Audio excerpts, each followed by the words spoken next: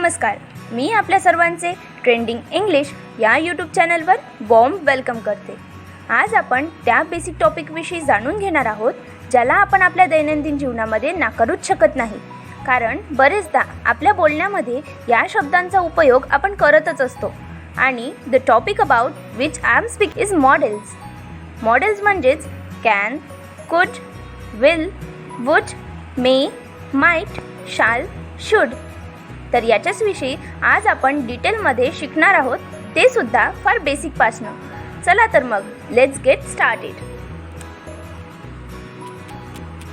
The verbs can, could, may, might, will, would, shall, should are called as modal verbs or models. They are used before ordinary verbs and express meaning such as permission, possibility, certainty, necessity, ability and suggestion. कोणतेही वाक्य verb शिवाय पूर्ण होतच नसते। वर्बचे वाक्यामध्ये मोलाचे स्थान असते। जेव्हा वाक्यामध्ये वर्ब म्हणजेच कार्याच्या आधी मॉडेल वापरतो आणि त्याचा उपयोग अनुमती म्हणजेच परमिशन, शक्यता म्हणजेच पॉसिबिलिटी, निश्चितता म्हणजेच सर्टेनिटी, गरज म्हणजेच नेसेसिटी, क्षमता कौशल्य म्हणजेच ॲबिलिटी, कॅपेबिलिटी, सूचना म्हणजेच सजेशन सांगण्याकरिता होते किंवा या रीतीने ते वाक्यामध्ये अर्थ व्यक्त करतात, त्यालाच आपण मॉडेल्स असं म्हणतो। याला आपण सखोल रीतीने डीपमध्ये स्टेप बाय स्टेप कन्फ्यूज न होता समजून घेऊया। तर सर्वात आधी आपण बघणार आहोत can, could, may, might. Can usually expresses ability or capacity, म्हणजेच कॅन वाक्यामध्ये कौशल्य किंवा क्षमता व्यक्त करते, सामर्थ्य व्यक्त करते। समजून घेऊया उदाहरणाच्या सहाय्याने। Examples: I can speak English very fluently. या वाक्यामध्ये असं म्हटलं आहे की मी इंग्लिश फ्लुएंटली बोलू शकते। आता इथे कॅनला शकते असं संबोधलं आहे, तर कॅन माझे कौशल्य वाक्यामध्ये दर्शवत आहे, म्हणजेच ॲबिलिटी दाखवत आहे।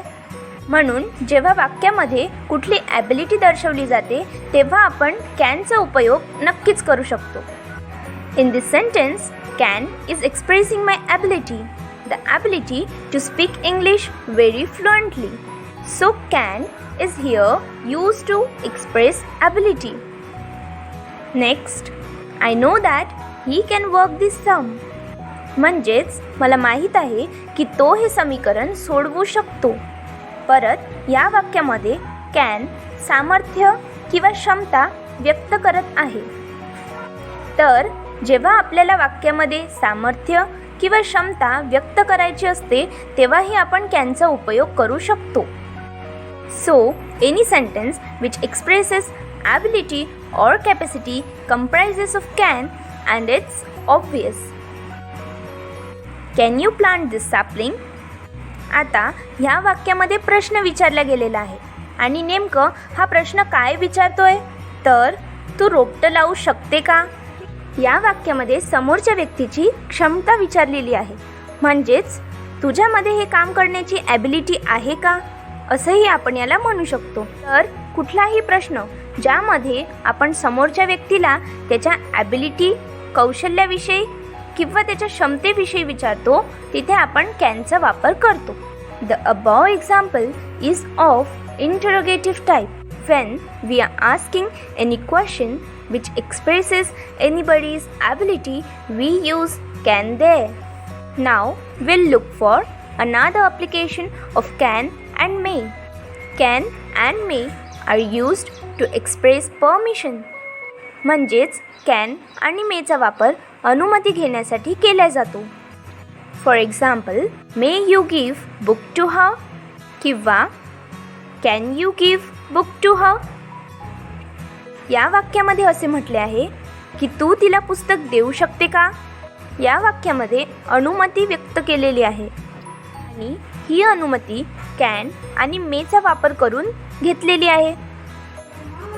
तर ध्यानात ठेवा, जेव्हाही आपल्याला वाक्यामध्ये अनुमती व्यक्त करायची असेल, कोणाची अनुमती घ्यायची असेल, तर आपण कॅन आणि मेचा वापर नक्कीच करू शकतो.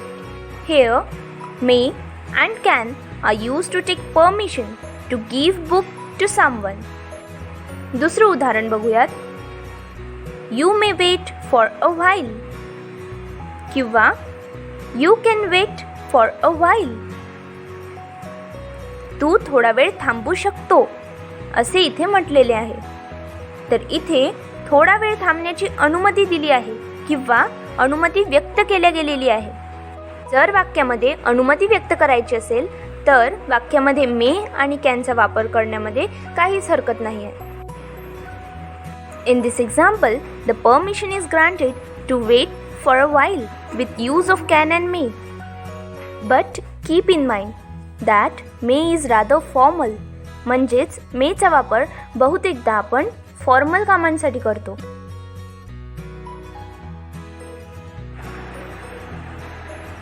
May and can are used also to express possibility. We are going to see it particularly. May is used to express possibility in affirmative sentences. थोडक्यात सांगायचे झाले तर असे वाक्य जे कोणत्या विधानाच्या सत्यतेचे प्रमाण देते त्यालाच आपण अफर्मेटिव्ह सेंटेन्स असं म्हणतो.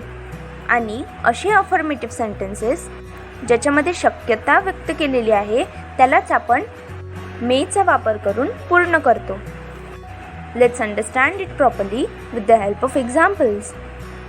First, it may rain tomorrow. उद्या पाऊस पडू शकतो.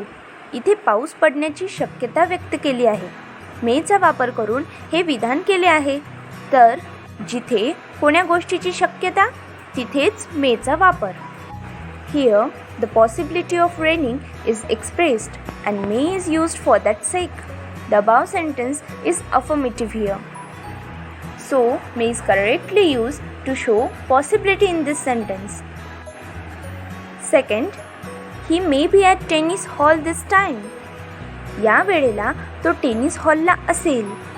या वाक्यामध्ये असेल हे पॉसिबिलिटी म्हणजेच शक्यता व्यक्त करत आहे. मेचा वापर इथे शक्यता व्यक्त करण्यासाठी केलेला आहे. In this example, may is used to express the possibility that he may be at tennis hall. So, may is used correctly here. Now, after seeing the application of may, we will shift towards can. Can is used in the same way to express possibility, but in corresponding interrogative and negative sentences. आता इथे काय म्हटलेले आहे? कॅनचा वापर देखील सारख्याच रीतीने होतो म्हणजेच शक्यता व्यक्त करण्यासाठी, पण करस्पॉन्डिंग इंटरोगेटिव्ह आणि निगेटिव्ह सेंटेन्सेसमध्ये. मेचा वापर आपण अफर्मेटिव्ह सेंटेन्सेसमध्ये केला आणि कॅनचा वापर आपण इंटरोगेटिव्ह आणि निगेटिव्ह सेंटेन्सेसमध्ये करणार आहोत. बघूयात कसे. सर्वात आधी इंटरोगेटिव्ह आणि निगेटिव्ह सेंटेन्सेस काय आहे ते तुम्हाला थोडक्यात सांगून देते. इंटरोगेटिव्ह सेंटेन्सेस म्हणजे असे वाक्य जे प्रश्न विचारतात. याविषयी अधिक जाणून घ्यायचे असेल तर लिंक डिस्क्रिप्शन बॉक्समध्ये दिलेली आहे. त्यावर व्हिडिओ मी बनवून ठेवलेला आहे, तर तिथे जाऊन तो व्हिडिओ नक्की पाहून घ्या म्हणजे तुमचे सर्व कन्सेप्ट्स क्लिअर होतील. तर इंटरोगेटिव्ह सेंटेन्सेस म्हणजे असे वाक्य जे प्रश्न विचारतात. उदाहरणार्थ मी म्हटले की why are you so late. तू एवढा उशिरा का आलास. या वाक्यामध्ये मी प्रश्न विचारलेला आहे म्हणून हा सेंटेन्स इंटरोगेटिव्ह सेंटेन्सेस आहे. दुसरं उदाहरण देते. Is it so important. हे खरंच एवढे गरजेचे आहे का. इथे देखील मी प्रश्न विचारलेला आहे म्हणून हे इंटरोगेटिव्ह सेंटेन्स आहे. Negative sentences. निगेटिव्ह सेंटेन्सेस असे वाक्य आहे जे खरं आहे त्याच्या विरोधात सांगणारे, म्हणूनच आपण त्याला निगेटिव्ह म्हटलेलं आहे. जर मी म्हटलं हे खरं आहे, इट इज रिअल, आणि म्हटलं हे खरं नाही आहे, इट इज नॉट रिअल, तर मी दुसऱ्या वाक्यामध्ये वापरलं आहे इट इज नॉट रिअल म्हणजे हे खरं नाही आहे. तर हा पहिल्यांदा जे मी वाक्य म्हटलं इट इज रिअल याचा निगेटिव्ह फॉर्म आहे. फार सोपी आहे हे. तर निगेटिव्ह सेंटेन्सेस असे वाक्य आहे जे खरोखर आहे त्याच्या विरोधात बोलतात, लक्षात ठेवा. तर बघूया कॅनचा वापर. कॅनचा वापर शक्यता निगेटिव्ह किंवा इंटरोगेटिव्ह सेंटेन्सेसमध्ये व्यक्त करण्यासाठी होते. शक्यता तर व्यक्त करण्यासाठी होते, पण कुठे? निगेटिव्ह किंवा इंटरोगेटिव्ह सेंटेन्सेसमध्ये. समजून घेऊया उदाहरणाच्या सहाय्याने.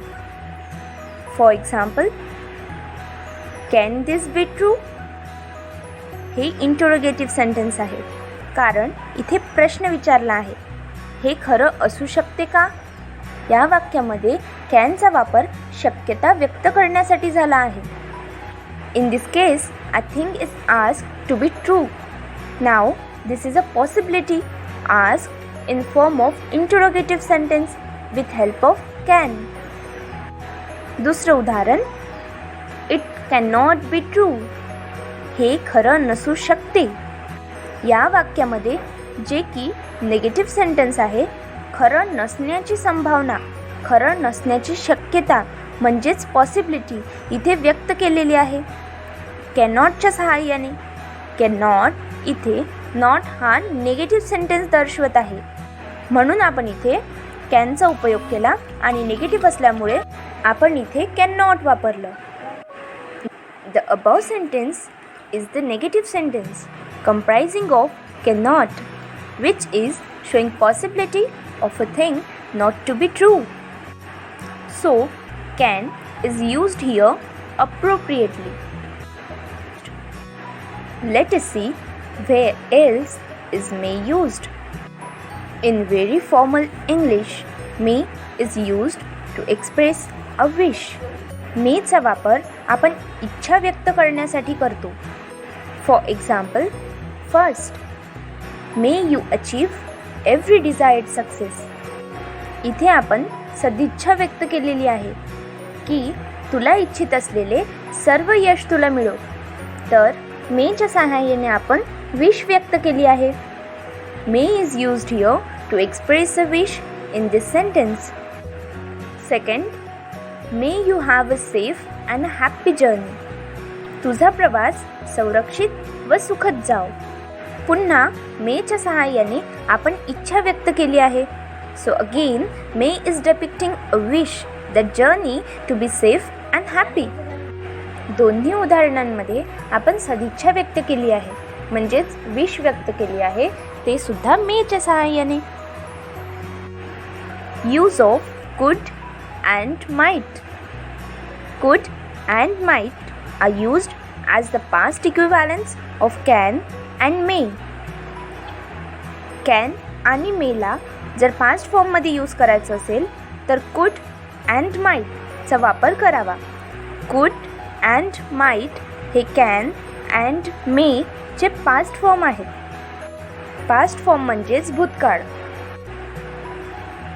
Let us see the use of could and might as ability and permission. Ability. I could swim across the river when I was young. मी जेव्हा लहान होते तेव्हा मी नदीत पोहू शकत होते. आता इथे पास्ट फॉर्म म्हणजेच भूतकाळाचे वर्णन केले आहे, तर कॅनला आपण कुडनी रिप्लेस केले, कारण कुड हा कॅनचा पास्ट फॉर्म आहे.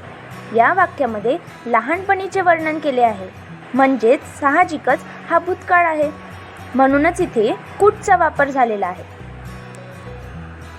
तर लक्षात ठेवा, जेव्हाही आपल्याला कॅनचा वापर करायचा आहे परंतु सेंटेन्स पास्ट फॉर्ममध्ये आहे, भूतकाळाचं वर्णन करत आहे, तेव्हा आपण कॅन नाही वापरणार, तेव्हा आपण कुड वापरू. इन दिस सेंटेन्स कुड is used as it is past form, past equivalent of can, and considering the situation in sentence it is depicted in the past, so could is used instead of can. Next, how can and may is used to express permission when we are looking at past tense. Permission. She said, I might or could use it. या वाक्यामध्ये असे म्हटले आहे, तिने म्हटले की मी ते वापरू शकते. इथे परवानगी व्यक्त केली आहे कुठली वस्तू वापरण्याची, म्हणून माईट किंवा कुड वापरले आहे. आता माईट किंवा कुड, मे किंवा कॅन चे पास्ट फॉर्म आहेत आणि तिने असे म्हटले ही भूतकाळातली गोष्ट आहे, त्यामुळे इथे मे किंवा कॅनच्या ठिकाणी आपण माईट किंवा कुडचा वापर केलेला आहे. Here permission is granted in the above sentence, but the sentence is depicting the past, and past form of can and may is could and might. So, could and might is used instead. या व्यतिरिक्त एक गोष्ट इथे सांगायची आहे, ती फार गरजेची आहे. You must take a note of it. Note: in all above examples, only ability is expressed to do an act, but not the performance of an act. We should use was or were able to do for ability plus action in the past when we want to depict performance of an act. We should use was or were able to for ability plus action in the past when we want to depict performance of an act. आता ही जी note मी सांगितली आहे याचा नेमका काय अर्थ आहे ते मी तुम्हाला सविस्तर समजून सांगते. आपण जेही वरील उदाहरण पाहिले त्यामध्ये सर्वांमध्ये ॲबिलिटीच व्यक्त केलेली आहे कोणतं तरी कार्य करण्याची, पण प्रत्यक्ष ती घटना किंवा ती गोष्ट आपल्याकडून घडली आहे का, परफॉर्म झाली का? उदाहरणाने बघूयात. I could swim across the river when I was young. मी जेव्हा लहान होते तेव्हा मी नदीमध्ये पोहू शकत होते. इथे ॲबिलिटी व्यक्त केलेली आहे, पण फक्त ॲबिलिटीच व्यक्त केलेली आहे. क्रिया म्हणजेच परफॉर्मन्स पूर्ण केलेलं नाही, परफॉर्म केलेलं नाही. या वाक्यामध्ये फक्त असं म्हटलं आहे की मी पोहू शकत होतो, माझ्यामध्ये पोहण्याची ॲबिलिटी होती जेव्हा मी लहान होतो. We should use was or were able to for the ability plus action, म्हणजेच ॲबिलिटी प्लस क्रिया, भूतकाळामध्ये पूर्ण झालेली क्रिया. ॲबिलिटी व्यक्त होऊन क्रिया पार पडली तेव्हा आपण वॉज किंवा वर एबल टूचा वापर करतो, हे दाखवण्यासाठी की कार्य पूर्ण झाले आहे. एक आणखी उदाहरण घेऊया जेणेकरून तुमचे कन्सेप्ट पूर्णच क्लिअर होतील. When the situation of an organization became worst day by day, we were able to handle it up with the help of unity. Now, here action is done in past and is again performed in past instead of only expressing the ability. जेव्हा ऑर्गनायझेशनची परिस्थिती दिवसांदिवस ढासळू लागली तेव्हा आम्ही एकतेच्या सहाय्याने त्याला सावरले. With the help of unity we handled it up. आता इथे नुसतंच क्षमता व्यक्त झालेली नाही तर ती प्रत्यक्षपणे भूतकाळात पार पडलेली आहे.